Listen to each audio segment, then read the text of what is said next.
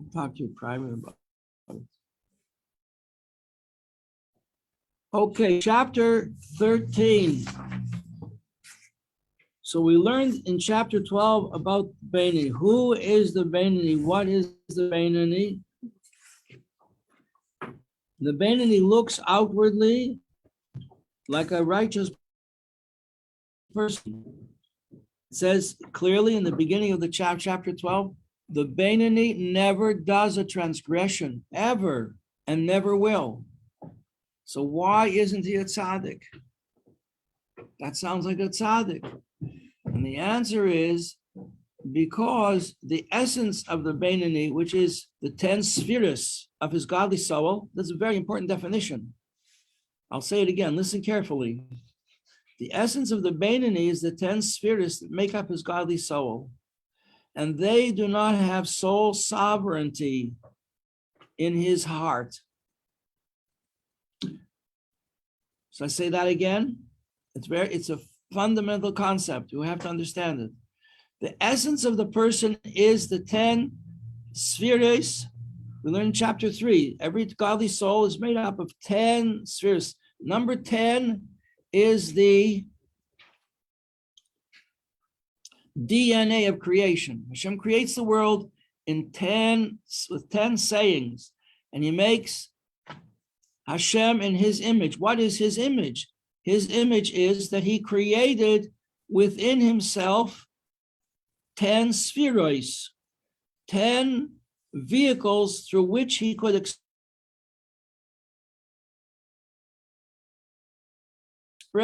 his power. And it's exactly 10, 9, it's 10 and not 11. It's discussed in Kabbalah and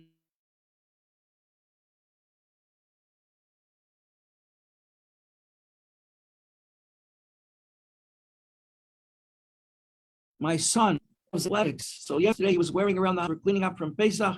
He's wearing a red shirt that says Redskins on it.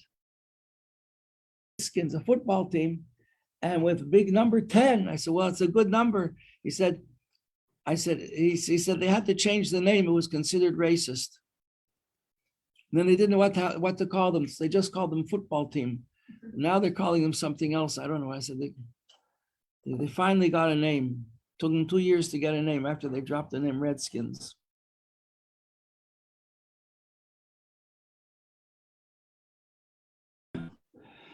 Is the DNA, and not just Hashem made man in his image, because that is the divine image, is the configuration of these 10 spheres. That is the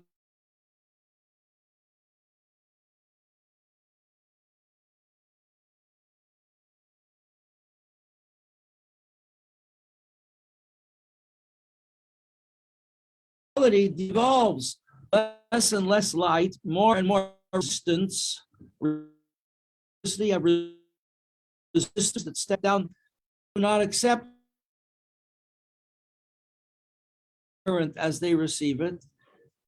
They are resistors, and so the light is stepped down and stepped down and stepped down until level after level, what's called the whole order of down chaining of life, like a chain, a link chain, where the bottom level of one link is the top of the next one.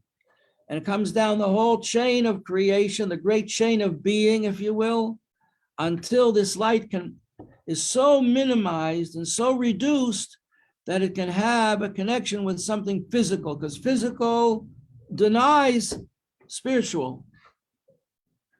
They don't go together. So at the nadir, the very bottom of this great chain of being, we have the physical world coming into existence. Okay, so this divine image is made of 10 spheres, and the world is created with 10 spheres. So we find that the one reflects the other, that a man becomes a small version, a microcosm of the world, which is a macrocosm. whatever those words mean. I think a micro is small version and macro is a big version. It's the same pattern. One reflects the other. And then we have the Torah, which is given in 10 sayings. So it's like you wear a glove. You have 10 fingers on your glove because you have 10 fingers on your hand.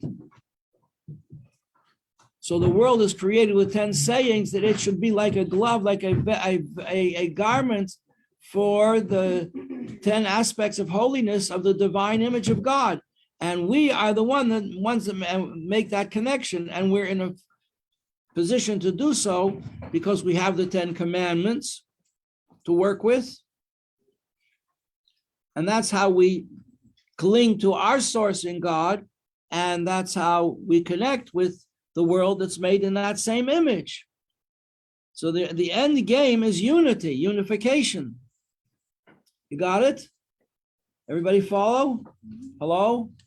You with me? Do the 10 other of creation?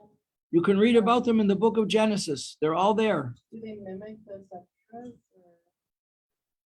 Yes. Do they correspond? Yes, they do. 100%. Because the spheres subdivide into two aspects, intellect and emotive, brains and heart. Emotions come from your heart. You know, I like that idea. I like that project. I like that institution, but it doesn't have a heart.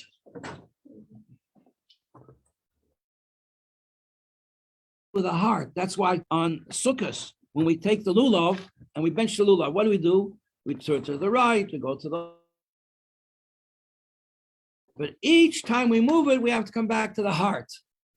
You see the pictures of the Rebbe, he always goes like that. And the boys who do it, and they don't know, they don't realize. They have a living example in front of their eyes, and many of them don't take it. That's also instructions are not just in books. And that's why throughout the ages, people always, even in the times of the Talmud, people would go out of their way to see how does the tzaddik behave? What does he do? Because the behavior is more of a teaching than what's written in the book. What's written in the book is just an attempt to describe to us what the tzaddik does. And sometimes it goes to extremes.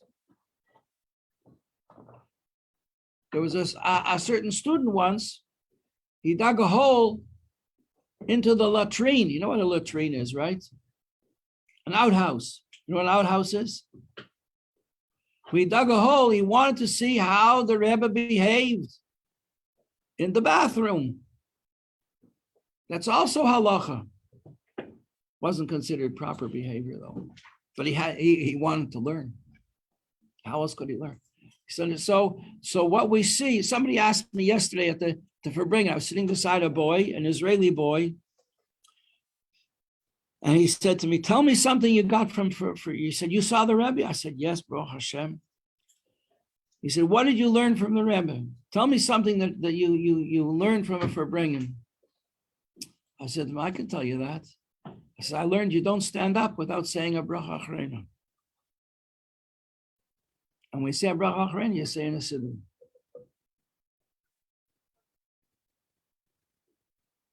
I think he wanted something more dramatic, more exciting. But that is exciting. If you know that that's the will and the wisdom of Hashem is expressed in that, what more exciting can you get?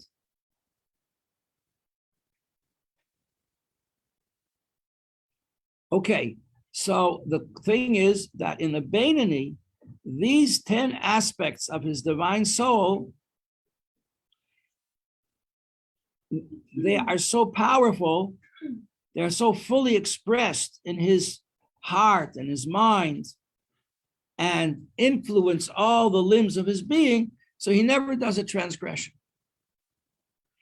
In his speech, never says anything he's not supposed to say, and he never does anything that he's not supposed to do, but he does do all the things that are required of him, and he does them with feeling and with love and with fear. Doesn't do them by rote, doesn't do them automatically. He does them with great involvement. But in the realm of thought, the 10 aspects of his divine soul do not always run the show.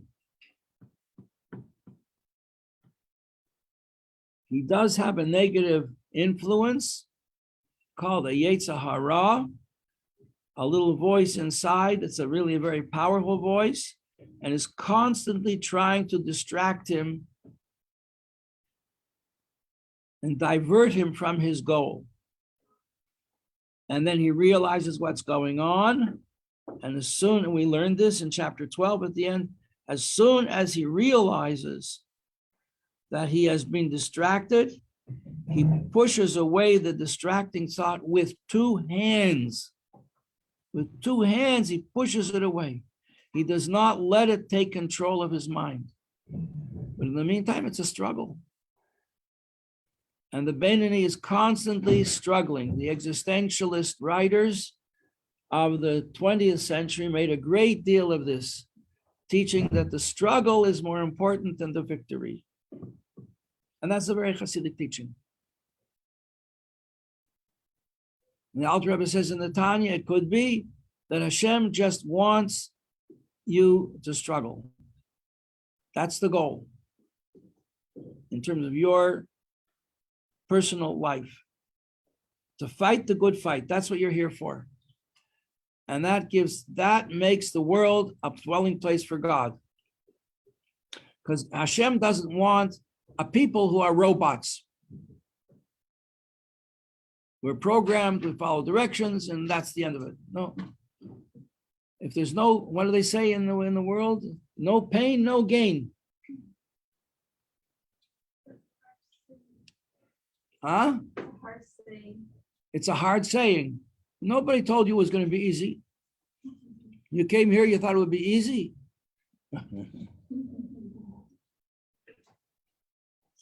The Rebbe said that to a person in Yechidus.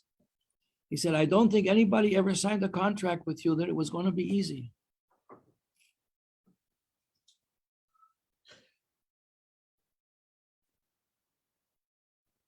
And the Rebbe says, if you have an opportunity that presents itself that seems too hard for you, then that's a pretty good sign that that's your mission in life. Because there's a good image for this that was conceived by a person in Israel named Dunan, that life is like a bicycle. Sarah Mora, welcome back. Life is like a bicycle. If it's hard, it means you're going up. And if it's easy, you're going down. If you're not going anywhere, you fall over.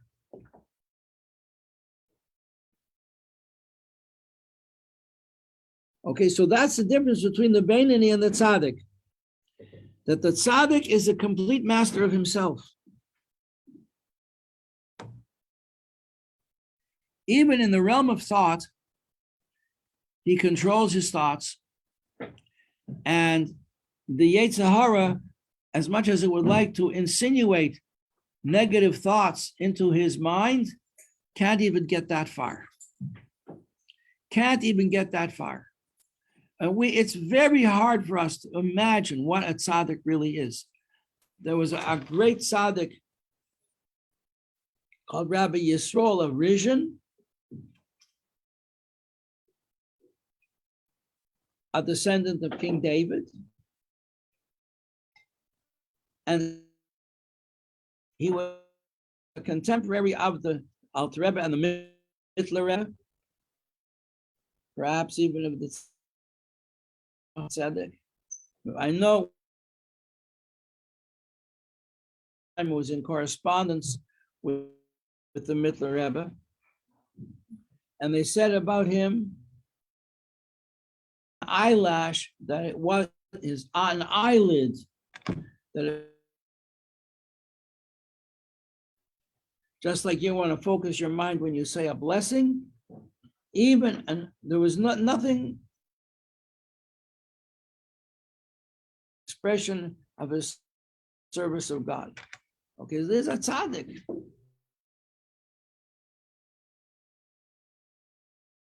near anything. So the Beinoni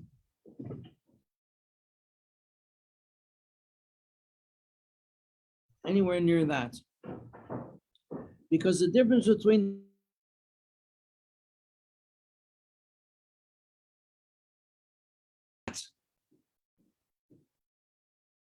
the cat knows as much about Hasidus as the Beinoni does. By comparison, the tzaddik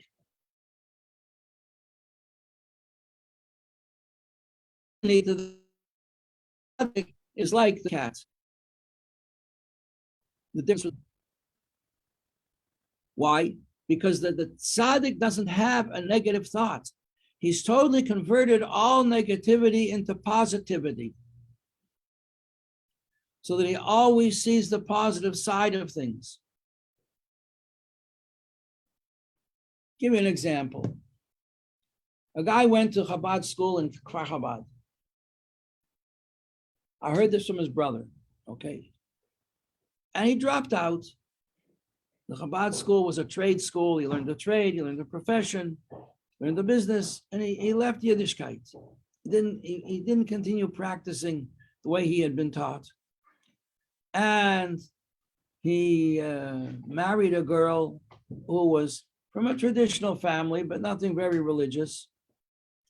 And they had a family, nothing very religious. In fact, not very religious at all. And they took a vacation. They came to America. And he said to his wife, you know, let's go see the Lubavitcher Rebbe. She says, I'm not religious. I'd be shy. She says, that's okay. I went to Chabad school. We can go. I would like to go to see the Rebbe. So he took her to the Rebbe. And he told the Rebbe that he went to the Chabad trade school in Kfar Chabad, and that he left Yiddishkeit, and now he's married to this Israeli girl. So you might think that the person would have a negative response. And you say, why did you leave Yiddishkeit? What got into you? The Yetzer Hara took over. You have a somewhat begruntled response, negative response, or worse. You know, you led a good life, now you come for a blessing. You know, the Rebbe had a positive response. He said, since it was preordained that you two should become a couple, so you had to meet. So in order for you to meet your current wife, you had to go away from Yiddishkeit. But now that you met her, the both of you can come back together to lead a Torah observant life. He just turned the whole thing, and they did. His words had such a profound effect on them, just in that short sentence, that they became fully observant. They became shluchim. The potential was always there, just it was covered over. So that's the difference between a Beinoni and a tzaddik. A Beinoni is tempted to have a negative response. The tzaddik automatically has a positive response because he's a totally positive person, the tzaddik. Do you know people like that? Very few. That's what it said in the first page of the Tanya. Hashem saw and created the world that the neshamas of the tzaddikim were very, very few. So he made sure that every generation had at least one. Can there be more than one? Sure, it could be more than one. The Alter Rebbe and the Mittler Rebbe, his father and son. All three of them were alive at the same time. So you can have more than one tzaddik in a generation. 7, chapter 8. We learned in chapter 8 that there are thousands of levels of tzaddikim, the incomplete level of tzaddik. They're tzaddikim, but they're not totally complete. The evil wasn't, the whole was subdued, totally subdued. It's out of the picture, but hadn't been converted to good yet. The tzaddikim who convert their negative things to positive are very few. Okay, so now the Beinoni, he cannot convert the negativity in his character built in by Hashem. Hashem gives that. That's our human makeup. He is not able to convert that to good. All he can do is control it. And that's a struggle. So the Beinoni is constantly struggling, and the struggle isn't like, well, there was this fight that took place at such and such a time, but then and then.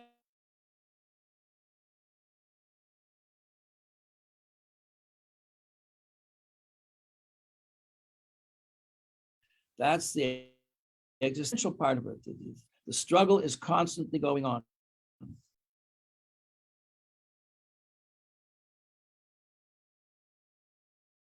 Is that the tzaddik has converted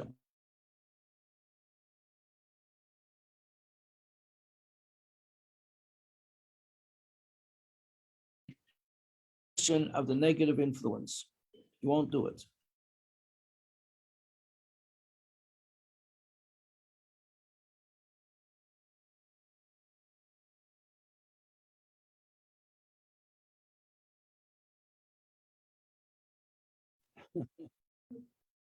What have I been doing?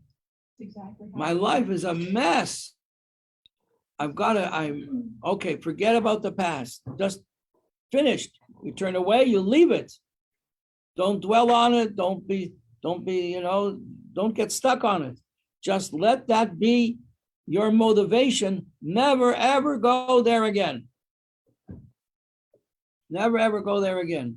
My daughter lives in Los Angeles. She's a therapist. And she said just the other day, she was dealing with a client. The whole time she would disappear. She was here for basic. She would disappear for hours at a time. She was having sessions on the internet with clients. So a woman told her, I'm having such a hard time with Passover. My daughter said, why?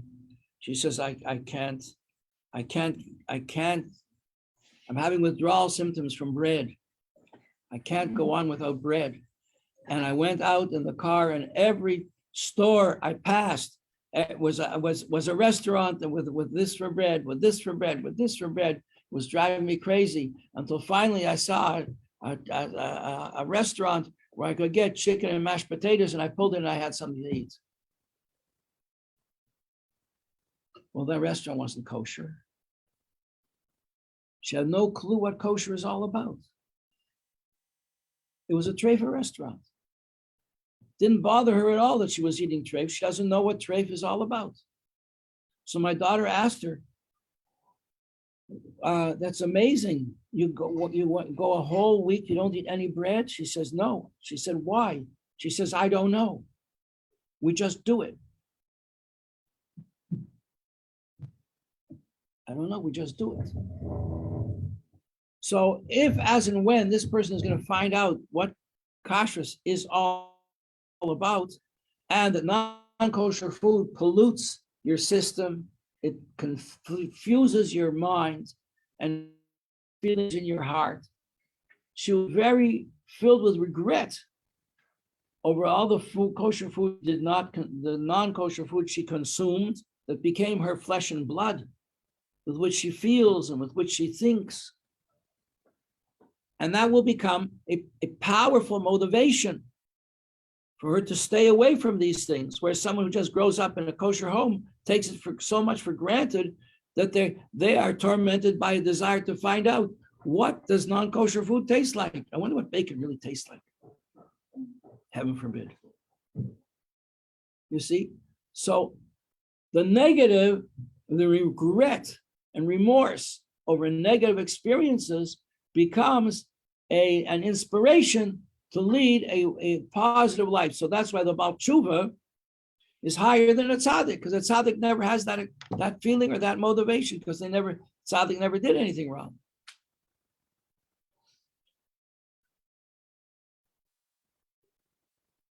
So the difference between the Beinoni and the tzaddik is that the Beinoni is never in control, never converts the negative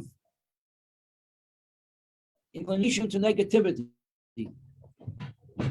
Called the Yetzer Hara. Yetzer means the advisor of evil. He advises the person to do wrong. The goal of the Yetzer Hara is to conceal godliness from the person, to make life a real challenge.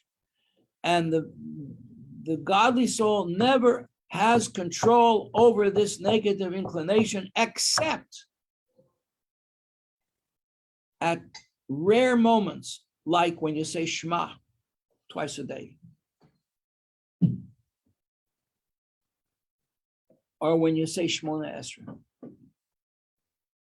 At those moments, you stand before Hashem like a servant before his master, like a servant before a king. You totally subservient. King, you just only do what the king wants of you. And with fear and trembling, and with love and privilege, honor and privilege, you carry out your mission in life. After davening, we learn about davening, when that feeling of love dies down. The bright fire, the flames of love in your heart at that moment, when you feel that the king has chosen you to do something for him. How excited you are. Then after davening, that love dies down. And the natural love that's latent in the heart of every Jew takes over. That's what you're left with. So the great flaming, tremendous love that you feel at that moment of complete devotion to Hashem, at the moments of inspiration, the inspiration dies down, the Tzahara comes back. He has no ideas to interest you. It starts all over again. That's the Beinan. Yes. So transgression. Never. Never. So he can never make a mistake. He will not make a mistake. He will not make a mistake. So there's no such thing as like how you were giving the example of somebody who's eating treif, but they have no idea what treif is. A Beinoni always knows like what is, or even though just naturally didn't do. That's a good question. I don't know. I don't know if I can answer that, because there is such a thing that Hashem is a person. You deserve protected. To deserve to be protected, you have to be on such a level of connection that Hashem should protect you. Let me tell you a story. We've got 5 minutes left in this class. It's a great story. I read it in Talks and Tales. I might recommend that you get this books for like $150 million. It's like 20, 30, 40 volumes. It was produced under the auspices of the Rebbe. It's full of stories. It was written for children in the 1950s and 60s and 70s. So I read this story there about two young men who were Spanish at the time of the Spanish Inquisition. So at the time of the Spanish Inquisition, it was like being Jewish in Nazi Germany. Only the Nazis just wanted to kill anybody who had any Jewish blood, and the Inquisition wanted people to convert. And if you didn't, so they ran away. Many Jewish people ran away and survived or didn't survive. It was very, very hard. And other people felt they couldn't. It was too much for them. So they pretended to be Christian. And they were called the Marranos. And if they were caught actually serving God like Jews secretly, they would be tortured and killed. That was dangerous too. And that opens a whole interesting chapter in Spanish history, because a friend of mine is a shaliach in Spain. He tells me that everybody in Spain and Portugal knows they have Jewish blood, because there was intermarriage after that. And those Marranos did not last. They intermarried and they disappeared. And that's why I think historically, that's why Franco, who was a dictator in Spain in the time of the Second World War, he sort of turned a blind eye and he let the Jews find safe haven in Spain. Whereas other countries like Greece and Italy and Ukraine, they rounded up the Jews and sent them to the gas chambers with pleasure. With pleasure.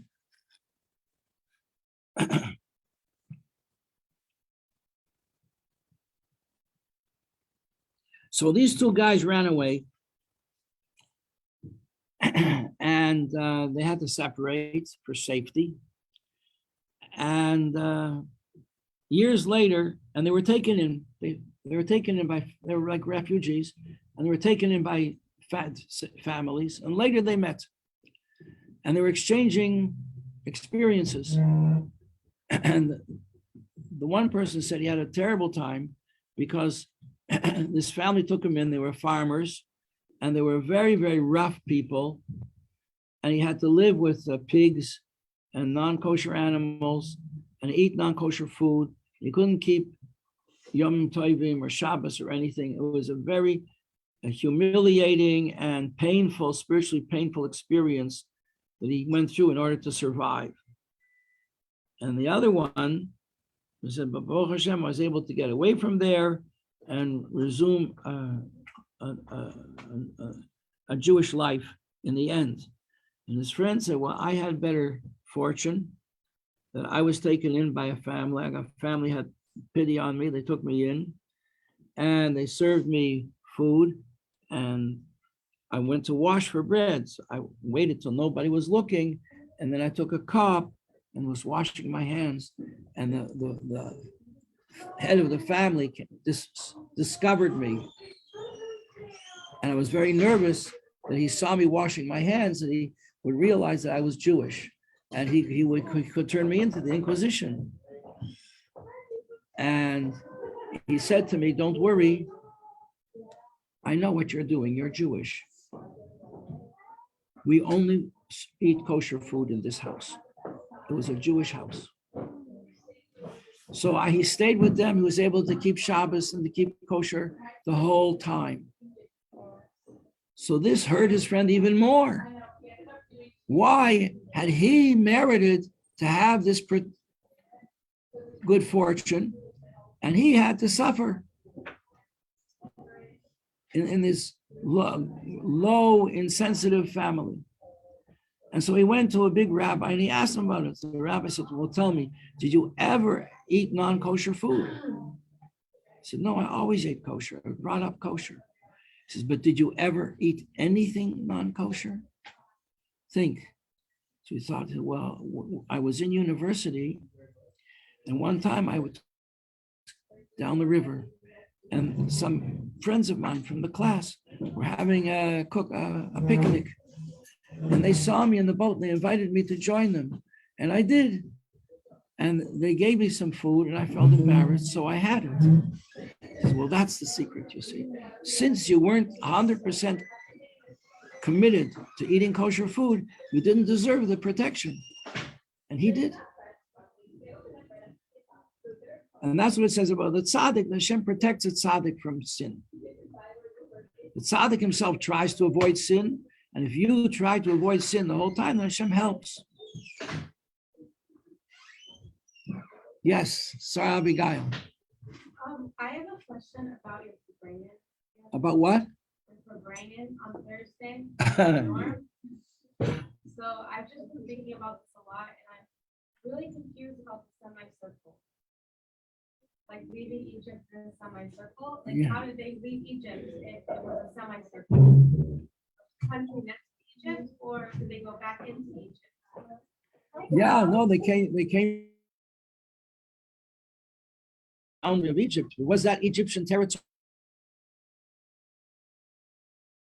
In Mayamla ways, they'll tell you 50 miracles that happened at the crossing of the sea, or maybe 500, a lot of it. But one of them is